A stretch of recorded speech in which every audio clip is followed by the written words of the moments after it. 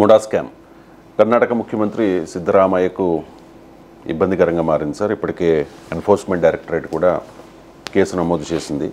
So ఇప్పటికే అంటే మరో సీఎం అంటే పదవిలో ఉండగా అరెస్ట్ అయిన కేజ్రీవాల్ అలాగే హేమంత్ సోరెన్, సో వీళ్లతో పాటు సిద్ధరామయ్య కూడా అరెస్ట్ అవుతారనే చర్చ జరుగుతోంది సార్. సిద్ధరామయ్యకు పదవీ గండం తప్పదా? చేస్తే చేయొచ్చేమో, ఎందుకంటే మనందరికీ తెలుసు కదా, మోడీతో ఉంటే ఈడీ రాదు, మోడీకి దూరం ఉంటే ఈడీ వస్తుంది. ఇప్పుడు మమతా బెనర్జీ మోడీకి దూరంగా ఉన్న ఆమెకి ఈడీ ఏం చేయదు, ఎందుకంటే రేపు ఎప్పుడు ఏ ప్రాంతీయ పార్టీ అవసరం ఉంటుందో. డిఎంకే స్టాలిన్ 2G స్పెక్ట్రమ్ కుంభకోణం ఉంది డిఎంకే పైన. ఏం జరిగింది? ఏం జరగలే. మీరు గమనించండి. 10 ఏళ్ళు జగన్మోహన్ రెడ్డి, అనేక ఈడీ కేసులు ఉన్నాయి. ఏమైనా జరిగిందా? నథింగ్. కేసీఆర్ కాళేశ్వరం 1,00,000 కోట్లు తిన్నారు అని చెప్పి బీజేపీ నాయకులు అన్నారు. కేసీఆర్ పైన ఈడీ వెళ్ళిందా? వెళ్ళలే. మీరు గమనించండి. అంటే ఈవెన్ బీజేపీకి వ్యతిరేకంగా ఉన్నవారైనా రేపు తమతో వచ్చే అవకాశం ఎప్పుడైనా ఉంటుంది అనుకుంటే వాళ్ళకేం కాదు. అందుకే నేను 4 ఉదాహరణ చెప్పాను మీకు. 2G స్పెక్ట్రమ్ కుంభకోణంలో డిఎంకే నాయకులే కదా మొత్తం ఆరోపణలు ఎదుర్కొన్నది. కాంగ్రెస్ పార్టీ ఉన్నా కూడా డిఎంకే నాయకులు ఉన్నారు కనుక ఎవరికేం కాలే. సో అందువల్ల రాజకీయాల్లో ఇప్పుడు Sharada scam, Narada sting operation ఇవన్నీ ఉన్నాయి కదా మనకు. మమతా బెనర్జీ పైన ఎన్ని ఉండే చిట్ ఫండ్ కుంభకోణం ఎవరికేమైంది? ఎందుకని ఆమెనంటే సువేంద్ర అధికారిని కూడా లోపలేయాల్సి ఉంటుంది, అందుకల్ల ఆమెను కూడా అనలేము. అందువల్ల చాలా క్లియర్గా ఈడీ ఇన్వెస్టిగేషన్ పైన ఈ అనుమానాలు వచ్చాయి. ఎందుకంటే 90-95% అపోజిషన్ లీడర్ల పైన కేసులు, కన్విక్షన్ రేట్ ఏమో 1-2% మించి ఉండదు. సో ఇది అందువల్ల ఈ నిజంగా ఈడీ చాలా గొప్ప సంస్థ. వాళ్ళ అధికారుల సామర్థ్యాన్ని ఎవరు అనుమానపడాల్సిన అవసరం లేదు.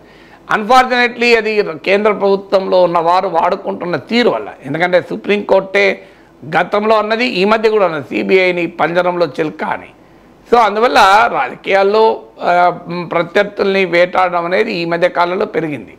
నేనేమి సిద్ధరామయ్య నేరం చేశాడా చెయ్యలేదా, మైసూర్ అర్బన్ డెవలప్మెంట్ అథారిటీలో ప్లాట్లు సిద్ధరామయ్య భార్యకు డిస్ప్రపోర్షనేట్గా బెనిఫిట్ అయ్యేలా ఇచ్చిన భూమితో పోలిస్తే అనేక రేట్లు అధికంగా ఆమెకు కంపెన్సేషన్ ప్లాట్లు ఇచ్చారా, అది నిజం అన్నది ఆరోపణ. అది నిజమా కాదా విచారణలో తేలుతుంది. కానీ పాటను చూస్తే మాత్రం అనుమానం అయితే రాకపోదు. ఎందుకంటే పాటను ఎవరు బీజేపీతో లో చేరితే వాళ్ళపైన అశోక్ చవాన్, ఆయన పైన ఆదర్శ్ సొసైటీ కుంభకోణం కేసు, ఆయన బీజేపీలో చేరి రాజ్యసభ సభ్యుడయ్యాడు, బీజేపీ స్టార్ క్యాంపెయినర్. మరి అశోక్ చవాన్ పైన ఎవరైనా ఏ సంస్థ అయినా పడుతుంది వెనకాల?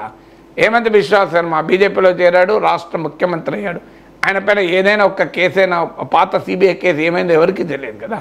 అందువల్ల బీజేపీలో చేరిన, బీజేపీతో ఫ్రెండ్స్ అలయన్స్లోకి వస్తే అజిత్ పవార్ సాక్షాత్తు ప్రధానమంత్రి చెప్పాడు ఇరిగేషన్ కుంభకోణంలో 70,000 కోట్లు మింగారని.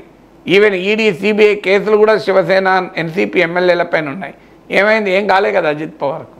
అందువల్ల బీజేపీలో చేరితే కేసులు ఉండవు, ఈడీ సిబిఐ కదలవు. కనీసం బీజేపీకి పరోక్షంగా సానుకూలంగా ఉన్న, అంటే వ్యతిరేకం లేకపోయినా, ఇప్పుడు 10 ఏళ్ళు జగన్మోహన్ రెడ్డి బీజేపీని ప్రశ్నించలేదు కదా, అందుకే ఆయనకు బహుమానం ఏంటి? ఆయన కేసులు ఒక్కటి కూడా కదలే కదా, ఆయన కళ్ళ ముందు ఉన్నదే కదా వ్యవహారం. సో ఇన్ని 10 ఏళ్ళుగా కేసులు కదిలాయి నాకు చెప్పండి జగన్మోహన్ రెడ్డి పైన. ఏదో ఒకటి మంచో రైటో రాంగో ఎస్తో నోనో తేలాలి కదా. అంటే చాలా క్లియర్గా తమకు రాజకీయ ప్రత్యర్థులపైనే పడతారు.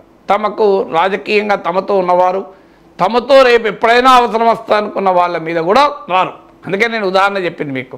స్టాలిన్ 2G స్పెక్ట్రమ్ కుంభకోణంలో డిఎంకే ఏం కాలేదు, శారదా చిట్ ఫండ్ కుంభకోణంలో మమతా బెనర్జీ ఏం కాలేదు. వీళ్ళిద్దరు ఇండియా కుటుంబంలో భాగం అయినా కూడా వాళ్ళేం మనకు రేపు ఎప్పుడు రిజర్వ్ పోలీస్ ఫోర్స్ ఎప్పుడు ఉపయోగపడతారు? ఇప్పుడు కేసీఆర్ పైన ఇన్ని ఆరోపణలు బీజేపీ నాయకులు చేశారు, 1,00,000 కోట్లు తిన్నారు. కేసీఆర్ పైన కేంద్ర సంస్థలు ఏ కేసు పెట్టినాయి? ఏం పెట్టలే కదా. సో ఇవన్నీ ఓన్లీ విమర్శలు చేసుకుంటూనే పోయారు కదా. అందువల్ల రాజకీయంగా జరుగుతున్న వ్యవహారం ఇది.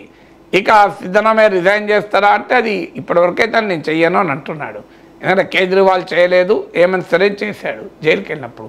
బదులు జైలుకి వెళ్తారా లేదా, వెళ్తే రాజీనామా చేస్తారా లేదా? ఎందుకంటే అక్కడ రాజకీయ పార్టీలు అంతర్గత కుమ్మలాట్లు ఉన్నాయి. దీనివల్ల అది పెరుగుతాయా లేదా, సిద్ధరామయ్యకు ఇంకా బలం పెరుగుతుందో చూడాలి. కానీ డెఫినెట్గా ఇది రాజకీయాలు, ఈ కేసులు కలిసి కలగాబులగం అవుతున్నాయన్నది నిజం. సార్ ఖర్గే ఇప్పటికే ఒక కామెంట్ చేశారు కదా సార్, పార్టీ ముఖ్యం వ్యక్తులు కాదు అని చెప్పి.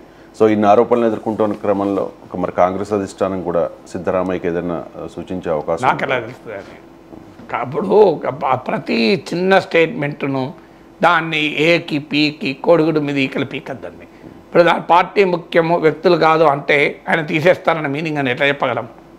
సో రాజకీయాల్లో అనేక ఫ్యాక్టర్స్ ఉంటాయి. ఇప్పుడు రేపు అది సిద్ధరామయ్యకు వెనకాల కాంగ్రెస్ పార్టీ ర్యాలీ కావాల్సిన అవసరం వస్తుందా, లేదా సిద్ధరామయ్యను వదిలించుకుంటారా, ఇవన్నీ it's too early to comment. ఇప్పుడున్న సిచ్యువేషన్ అయితే ఇది రాజకీయ స్వభావం కలిగినటువంటి కేసుల్లో మరో కేసు, అందులో అనుమానం లేదు. కానీ కర్ణాటక కాంగ్రెస్ పార్టీలో వర్గపూర్ణ మాట నిజం. ఇప్పుడు ఇది రెండు రకాలుగా ప్లే కావచ్చు. ఒకటి సిద్ధరామయ్య వ్యతిరేకులు డీకే శివకుమార్ వీళ్లకు బలాన్ని పెంచవచ్చు, లేదు సిద్ధరామయ్యకే అనివార్యంగా కాంగ్రెస్ పార్టీ ఆయన వెనకాల ర్యాలీ కావాల్సిన పరిస్థితి కూడా రావచ్చు. ఈ రెండిట్లో ఏదైనా జరగచ్చు.